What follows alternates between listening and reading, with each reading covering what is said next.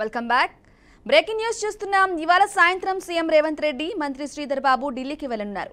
ఈ పర్యటనలో భాగంగా రేపు ఫాక్స్కాన్ యాపిల్ కంపెనీ ప్రతినిధితో భేటీ కానున్నారు. అలాగే రేపు కాంగ్రెస్ అధిష్టానంతో సీఎం రేవంత్ రెడ్డి భేటీ కానున్నారు.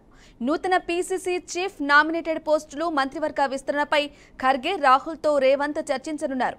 అలాగే వరంగల్లో రైతు కృతజ్ఞత సభకు రాహుల్ని సీఎం ఆహ్వానించనున్నారు.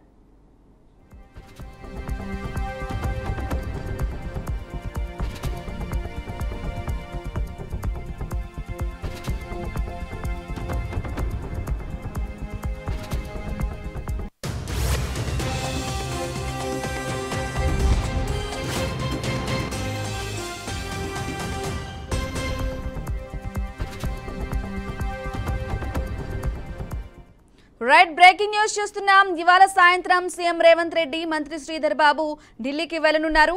ఈ పర్యటనలో భాగంగా రేపు ఫాక్స్కాన్ యాపిల్ కంపెనీ ప్రతినిధులతో భేటీ కానున్నారు.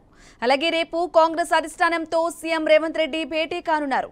నూతన పీసీసీ చీఫ్ నామినేటెడ్ పోస్టులు మంత్రివర్గ విస్తరణపై ఖర్గే, రాహుల్తో రేవంత్ చర్చించనున్నారు. అలాగే వరంగల్లో రైతు కృతజ్ఞత సభకు రాహుల్ని సీఎం ఆహ్వానించనున్నారు.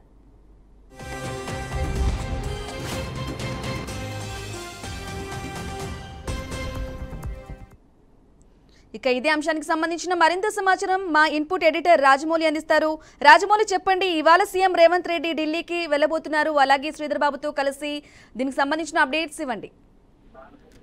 బ్రాహ్మణి సాయంత్రం ఢిల్లీకి సీఎం రేవంత్ రెడ్డి వెళ్లన్నారు. రేపు ఉదయం మంత్రి శ్రీధర్ బాబు కూడా వెళ్లన్నారు. ఈ ఏదైతే తెలంగాణలో ఉన్నటువంటి పీసీసీ చీఫ్ నామినేటెడ్ పోస్టులపై ఖర్గే, రాహుల్ తో చర్చించనున్నారు. అదేవిధంగా రైతు కృతజ్ఞత సభకు కూడా రాహుల్ ని ఆహ్వానించున్నారు. అదేవిధంగా ఏదైతే రాజీవ్ గాంధీ విగ్రహాన్ని తెలంగాణలో ఏర్పాటు చేయడంపై దానికి కూడా సీఎం సోనియా గాంధీని కూడా సీఎం గారు సోనియా గాంధీని కూడా ఆహ్వానించడానికి వీలుపు ఉన్నట్టుగా తెలుస్తుంది. ఇక నామినేటెడ్ పోస్టుల భర్తీకి వస్తే ఇప్పుడు తెలంగాణ లోపల కాంగ్రెస్ గవర్నమెంట్ ఆవిర్భవించి 9 నెలలు గడుస్తున్నప్పటి నామినేట్ పోస్టుల భర్తీకి సన్నాహాలు మోసుకుంటున్నాయి. ఇక ఇప్పటికీ 2 సార్లు పోస్ట్ పోన్ చేసినా కానీ దీనిపై ఒక క్లారిటీ వచ్చినట్టుగా తెలుస్తుంది. ఇదే 9 నెలల ప్రభుత్వం లోపల 9 నెలలు గడుస్తున్న నేపథ్యంలో పీసీసీ చీఫ్ ను కూడా నియమించాలనే ఉద్దేశంతో 3 సార్లు భేటీ అయినప్పటికీ కూడా దీన్ని పోస్ట్ పోన్ చేయడం జరిగింది. కానీ రేపు మాత్రం తుది గడువు ఉన్న నేపథ్యంలోనే పీసీసీ చీఫ్ తో పాటు తెలంగాణలో ఉన్న నామినేటెడ్